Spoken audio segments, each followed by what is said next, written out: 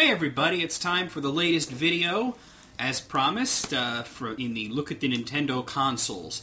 Now, last time I did this, which was last week, usually I skip a week, but I had skipped like way too many weeks and decided to do one today to catch up.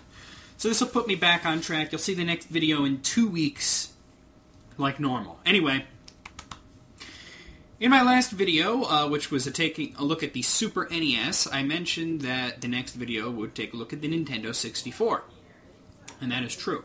Now, actually, there's a system that came out first, before the Nintendo 64, but after the Super NES. Do you know what it is? Well, you probably do because you read the title of the video. It's the Virtual Boy. Now, I never had a Virtual Boy. When I sat myself down and I said, Self, I want to do this feature, there were two consoles from Nintendo that I didn't have, both of them handhelds. The Virtual Boy and the Game Boy Color. Now, fortunately, I knew someone who had a Virtual Boy, and I knew someone who had a Game Boy Color. My best friend Brandon, who was Wraith Knight 12, or was it 2? Something like that, on YouTube, courteously lent me his Game Boy Color for use in these videos, and that'll actually be the next episode. My friend Joey, who had the Virtual Boy, I asked him about it, and he had just sold it. So goddamn. You guys may remember that a while ago I did a video, and this was before I started doing the feature, before I announced it, before I even had the camera and started doing this sort of face-to-face video. I asked if anybody would give me a Virtual Boy, not to keep. I said that it didn't even need to work, I just needed a Virtual Boy to use as a prop, and one game to use as a prop. It doesn't matter what game it is. And I got pretty much zero response, which is fine.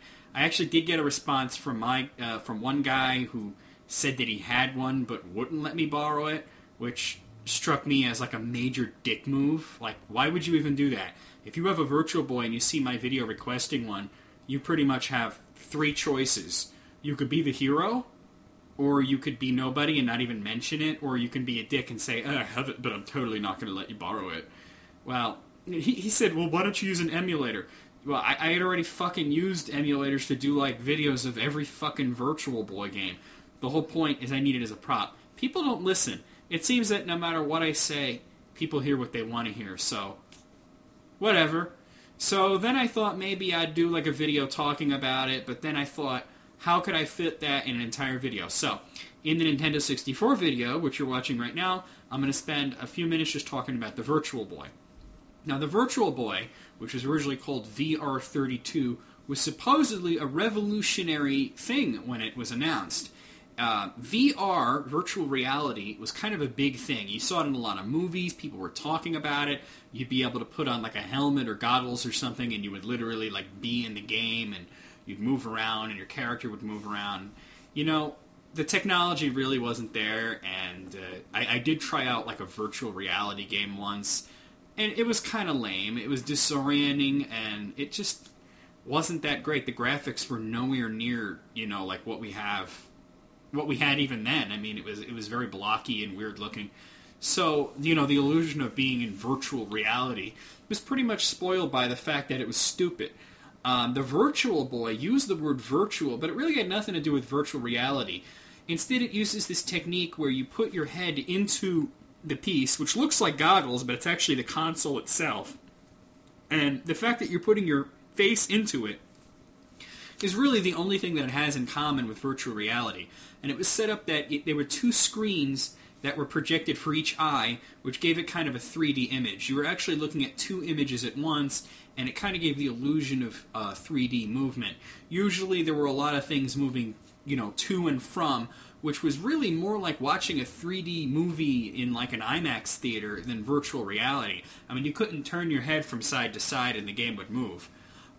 It was considered a handheld, which is weird because it has a controller and everything, and it wasn't really that portable because the thing was fucking gigantic. It caused headaches pretty quickly when watching it. Most people experienced headaches within the first 10 minutes. Some people even had seizures. I mean, can you imagine that? Having a seizure from playing a video game? I mean, I know there's like an urban legend about like Pokemon and shit, but generally that doesn't happen. And I'm not just talking about people with epilepsy. I'm talking about people who don't have a seizure disorder having a seizure because of the Virtual Boy. To make matters worse, the games were in red and black. I mean, everybody kind of would think that this is, like the next thing after Game Boy. Game Boy was in, like, green and black, and then you figure this thing would have a little bit more color to it. Two colors, and they choose red and black? Kind of weird. I mean, everything looked really fucking strange. Well, anyway, what's sad is that most of the games were actually kind of decent, but they're not really well emulated, so I didn't get a chance to play a lot of the better ones. I mean, Wario Land, Virtual Boy Wario Land, is a fucking blast. The only problem is it's on the fucking Virtual Boy. There's some great games on there. And another problem was there was hardly any games for it. I mean, there's about 30 total, and that's including Japanese releases.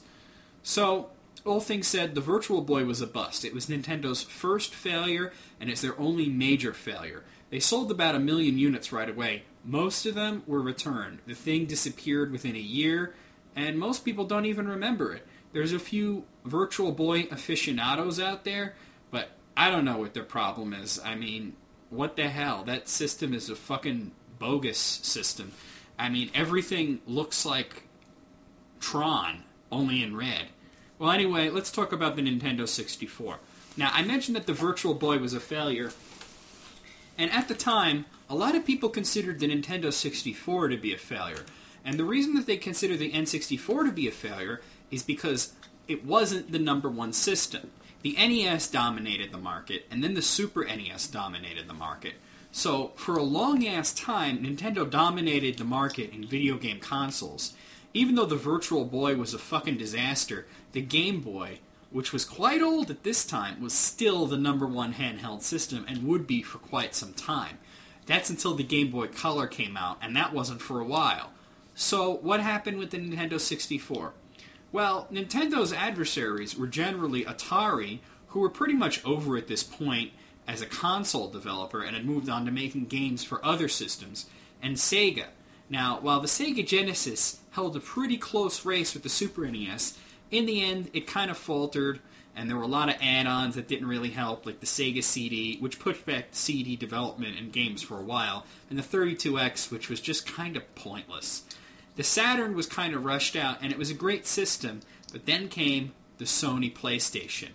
The Sony PlayStation would dominate the market for quite a long time, at least until PlayStation 2 came out. Sony was the number one dog, and for the first time ever, Nintendo was number 2, at least in America. In Japan, Nintendo was number 3, behind Sega and their Saturn. Why was Nintendo doing so poorly? Well, there are a lot of thoughts on this matter. A lot of people felt that because Sony and Sega were now using CDs, Nintendo should also move on to an optical format. But instead, they decided to stick with cartridges. They said that their cartridge technique was so good that you would be sitting video games on the same level of graphics as, like, Toy Story. Now, compare what most N64 games look like to Toy Story. Yeah, they weren't quite there. They weren't even 10% there.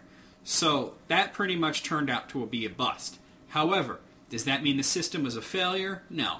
It wasn't as big of a hit as the Super NES, but it was still a pretty damn good console.